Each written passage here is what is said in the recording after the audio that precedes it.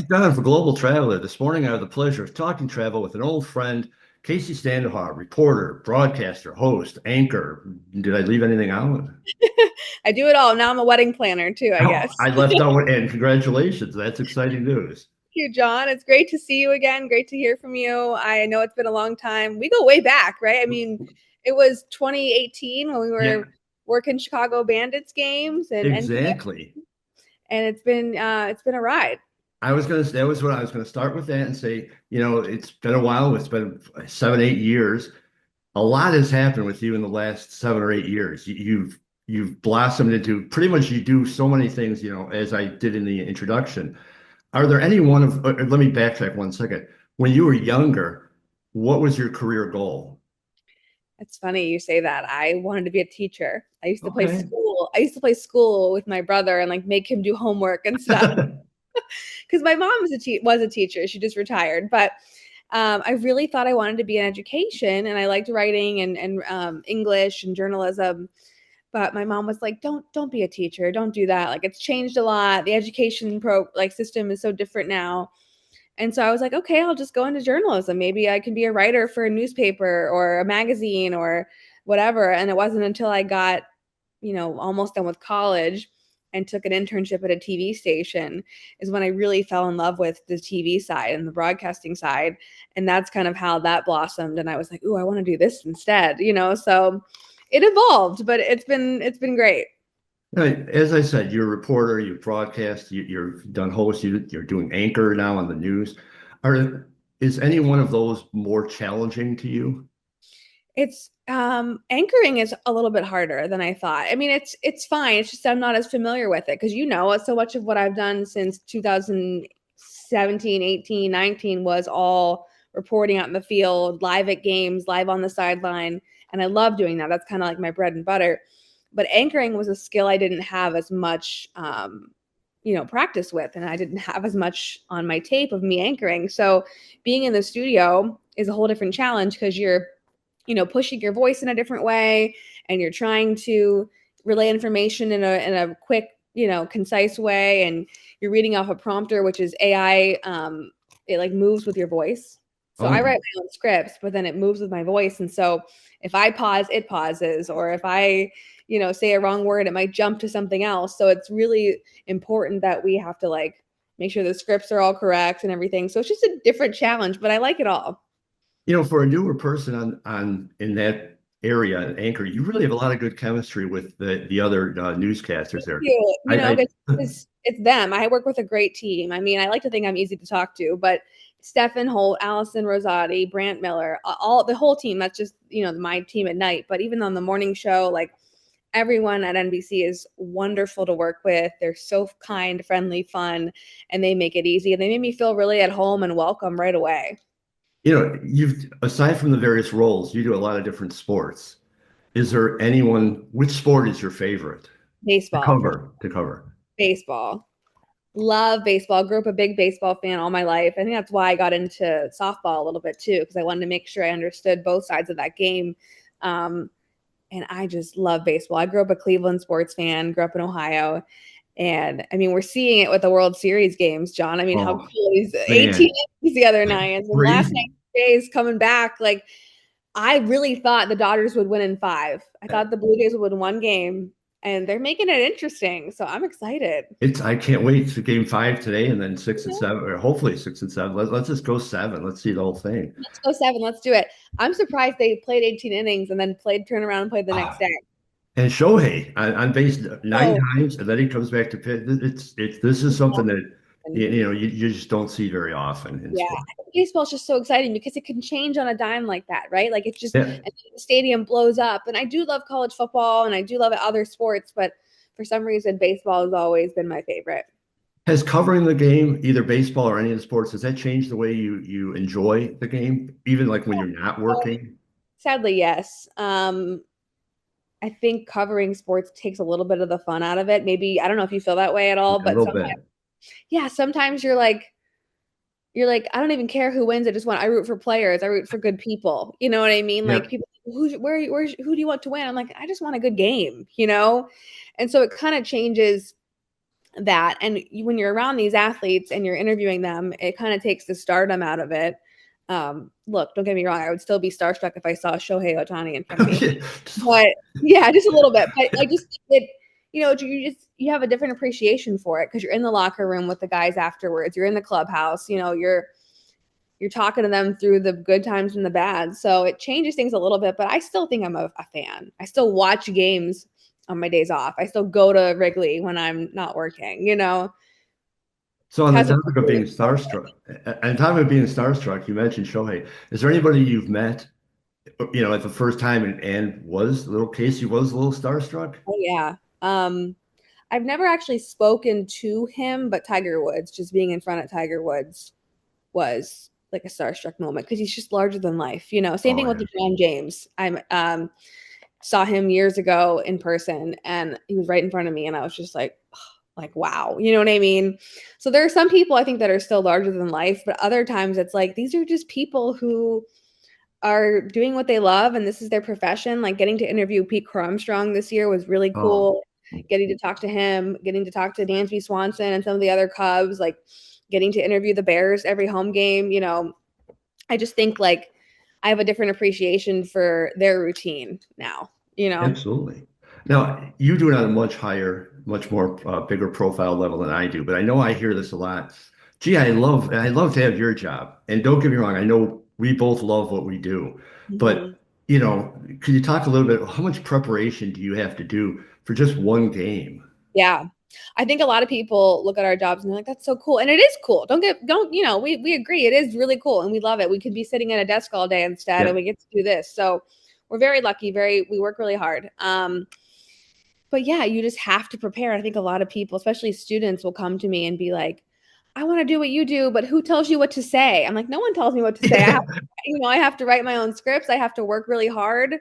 And they're like, well, do you read off a prompter? I'm like, no, not when I'm in the field. I have to remember what I'm saying. I have to be well, rehearsed and know my stuff. And so it is a lot of preparation. Like, for example, after you and I get off this phone, sorry, my dog's climbing behind us. Bernie, He wants to be part of it. Bernie's in the shot. we love Bernie. He makes an appearance on every podcast I do or any show I do. He is loving the attention. Anyway, I was saying, tonight I have to do a DePaul volleyball game, DePaul Marquette, women's volleyball. And so after our call, I'll start preparing for that again. I did calls with the coach yesterday.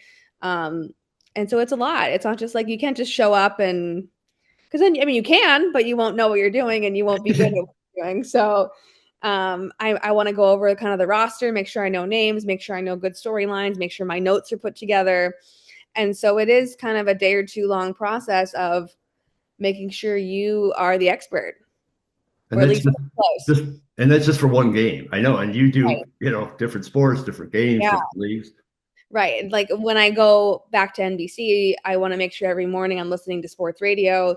I'm paying attention to what today's news is. What are people saying about the NFL trade deadline on November 4th? What are people saying about Kyle Tucker in the offseason for the Cubs? What are people saying about, a coach that might get fired or this or that? And so you kind of have to know the day's news when it comes to sports and be ready to talk about anything. Absolutely. Now, the Mhm. last time I interviewed you, it was during the pandemic. God Oh my forget. gosh, was it that long ago? Well, that was the last interview. I mean, I've seen you several times since then. That's But crazy. in that interview, you had said that you really wanted to go to Italy, and you've never even been out of the country. Now, I follow you on social media, and I encourage everyone else to because you have a lot of fun stuff. I know you've been to Paris, I know you've been to Italy, and I know you've been to at least San Francisco. Can you tell us a couple of your favorite spots along the way? That really makes me happy. And I feel like I'm going to cry because I said all those things thinking I would never go to those places. And now I look back and I have. And so um, I didn't grow up a traveler, John. I didn't go to a lot of like far away places as a kid. We went to Florida once or twice, but um, I didn't really get abroad until, this year. So I went to Sardinia, Italy with a couple of my girlfriends last summer. Um, and we loved it. We did Sardinia, Italy, and then we did the south of France. We went to Nice, Cannes, Saint-Tropez, Monaco, and it was just so cool. I mean, it was like a whirlwind girls trip. We had to go a lot of places quickly, and it was just wild. And so And then afterward, this past year, I went to Paris with my now fiance Jim, but he was just my boyfriend then. And I told him not to propose in Paris, which I don't know why. Yeah, I said don't do it in Paris. I thought it was too cliche. I don't know. Well, he didn't, but it would have been very romantic. And we loved Paris. And gosh, I love San Francisco too. I'd like to go to a game in San Francisco. I've never been to a baseball game there. I went for work years ago. But yeah, and I went to go visit my friend Ashley who lives out there. I think Italy's my favorite still. I love Paris, don't get me wrong. And if my fiance listens to this, he's going to be like, "You didn't like Paris?" I did. I just like being near water. Like I love seeing like the Mediterranean Sea, the ocean, the water. Like I just love that Mediterranean vibe. So I would say going to Sardinia, Italy, it was amazing. And I cried the whole time because I was like, I can't believe I'm here. I still never been to like Rome or anywhere else like that though. So what are the must brings for Kacy Standohar on a trip? Two or Ooh, three things that you have to have with you. that's tough. My portable charger because I want to take a million pictures and my phone's gonna Yeah. I love taking photos and video, all the content. So I think my portable charger, a good sunscreen because my shoulders and nose burn pretty easily when I'm somewhere warm. And I would say the last thing is comfortable sneakers because I know like the people in Paris are so fashionable and everything, but you have to be comfortable because you're walking everywhere. And it's these like cool cobblestone streets and yeah, I don't know. And maybe a good book too if I have a fourth thing. Yeah, Just, I'll give you a fourth thing. It's just cool. like a relaxed vacation and we're on the beach and we're just kind of, chilling. Sure. Now you're transplanted from Ohio. Mhm. So I could ask you a few Chicago questions as sort of an outsider who's now inside. Yes, I love What are it. some of your favorite Chicago spots? Oh man, that's so tough. I've lived here what 7 or 8 years now, and I love it. And I still feel like I haven't seen it all. I love Trivoli Tavern. Maybe I'm saying that wrong. I heard it's Trivoli, but I say Trivoli. It's in the West Loop on Green Street. Great Italian restaurant. Cool vibe in there. Great food. Good bar. Good martinis. So I love Trivoli Tavern. I also love. These are all like the similar places. Um, there is a speakeasy bar underneath the green oh gosh, what's it called? I can't think of it. I'll think of it. But there's a speakeasy bar in the Gold Coast or River North area um, called the Drifter. Oh yeah, yeah, yeah. The Drifter, Yes. really cool. I think that's a great spot. Fantastic. I will take anyone from out of town there because I'm like, you have to see this. It's really cool. It's really small and they do like little shows, every 15, 20 minutes. Like it might be a performer or a musician or whatever. So I love the Trivoli Tavern, the Drifter. Hmm. I like Oz Park. I know that's like Oh, not a yeah. bar, but I was just up there yesterday and I just think it's so pretty and it's just a good place to like walk your dog or, hang out, lay out a picnic blanket for a picnic with friends. Chicago is the best. And I'm excited to be getting married in Chicago. And I'm just like, but again, you can't see it all. Right. There's so much to see. I love Wrigley Field. I love Wrigleyville.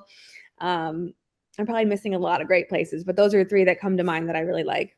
It's a tough question. Deep dish or thin crust? Ooh. Hmm. I live right next to Illuminati's. So Oh boy, I think it's I like the deep challenging. dish.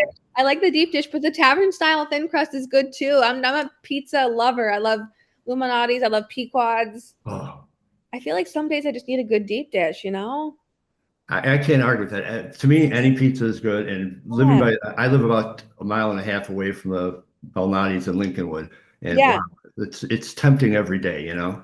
Good. All I have to do is order the little personal pan. Yeah, It's four perfect. pieces. Perfect for me. I love it. So hot dogs, ketchup, no ketchup. I used to be a ketchup girl.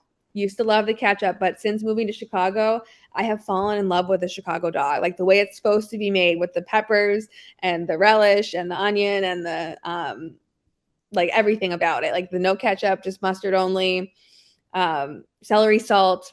Yes. So good. So I would say no ketchup now. You are a Chicago gal now. Look at me now. How did that happen? I didn't even know what a Chicago dog was when I got here. I was like, what do you mean? What is it? We hear that all the time. Yeah. So for a broadcast job, your dream job to broadcast one game, any sport, any two teams, any stadium. I gotta go World Series, John. I don't know. I gotta go World Series. Let's say Cubs Guardians rematch. This time Cleveland gets it done because their drought is now very long. And I'd like to see that happen in my dad's lifetime because he grew up a Cleveland fan. He's the reason I'm a Cleveland sports fan. I also like Chicago sports. For all anyone watching, don't get mad at me. But I root for them as well. I would love to see Cleveland get it done. How cool would that be to to see that? I'm Yeah. with you up until the part where you said Cleveland gets it Yeah, done. exactly. You want Chicago to win again. I Yeah, get it. I I get it. like it could go seven. Yeah. I feel bad for Seattle too. I really feel bad for the Mariners. I like to see them win it eventually. Yeah. So I'm going World Series, but another event I really want to cover in my lifetime would be the Little League World Series. Oh yeah, yeah. I think that would be so much fun to That decide would to be fun. order for that. No, I saw a picture on your social media of you in the Wrigley scoreboard. No. How cool is that for you? One of the cool things I've ever done. And I took a lot of time to reflect after I did that because I remember when I moved here, John, I started my little blog and I didn't really know anyone. I had just met you and people that work for the Bandits and stuff, and that people were covering the Bandits. But I had this dream of working in Chicago sports and this dream of being at baseball stadiums. And suddenly, 7, 8 years later, I find myself in the Wrigley scoreboard. I'm like, this is the coolest thing ever. Like, I am inside this thing looking out on a perfect summer day at Wrigley Field. And there wasn't a cloud in the sky. And I got to do a feature on the scoreboard and the guy that works inside of it and just kind of learn about the history behind it and why it's so significant and why, there's only two of them like that Yeah. and that Fenway. And so I love that piece. I'm really proud of that piece, that story I wrote. I might submit it for, award season next year. I thought it was put together really nice with my photographer Matt and my team at NBC. So very proud of it. Um, the guys in the video make it like it's not even about me. It's just the coolest thing. And I got to like wave out from the outside. Um, Surreal moment. Definitely a full circle moment for me. A moment where I reflected and said to myself, like, this is cool. You're in it, Case. Because it's really easy to keep looking forward and saying, well, what am I going to do next? What am I going to do next? What can I be working on next time? Or this person's doing that. This person's doing that. And that was like one of the times that I really said to myself, like, you did it, Case. You're in it. You're doing this right now. This is the goal. This is the dream. You're living it. So I feel really, really blessed. I'm glad you said that because that was going to be my next question, and you answered it perfectly within that you are able to enjoy and to soak in everything Yeah. that you're doing. It's even fun watching you. It's so cool. Thank So you. before I let you go, tell everybody anything you'd like, where they could follow you online. Yeah. First of all, I want to just commend you for all the work that you do. Everything that you cover, you're all over the place too. You're Well, killing thank it. And you. I'm always inspired by you. So thank you for the opportunity to get again to come on and chat. And I feel so bad. We tried to make this happen several times and I was like going crazy or getting called into work different days. But I'm just so grateful for you and your friendship because you were one of the first people I met here. So I mean that Oh, well, deeply. Yeah. Yeah. it's been a wonderful time knowing you. Yes, I love it. And so yeah, people can follow me on Twitter. It's just my name at Kacy Standohar, or it's X now. Sorry, X. Instagram is just Kacy Stando. It's a little shortened version. I'm on NBC5 Chicago. Usually during the week, weekends too. I work Friday. I work on Halloween, so I will be on the air on Halloween. I usually do the 5, 6, and 10 p.m. shows, but again, sometimes we're reporting and covering other things. So it's been cool, John. I even get to do news sometimes. They're having me on news occasionally. I've seen it. Yeah. It's so cool. I talked to Tony a lot. I remember Tony from the Bandits. Yes, He Tony. does a lot of my photography for me, and we Hmm. both, we say it all the time, especially because you're relatively new in the field. You Hmm. do so many things so well, Thank and you. we're just amazed that you're able to transition from broadcasting a game to being, sideline reporting to being the Yeah, anchor, and you do it all well. And you do it far beyond your years in the thank- field, and it's I just a really appreciate pleasure.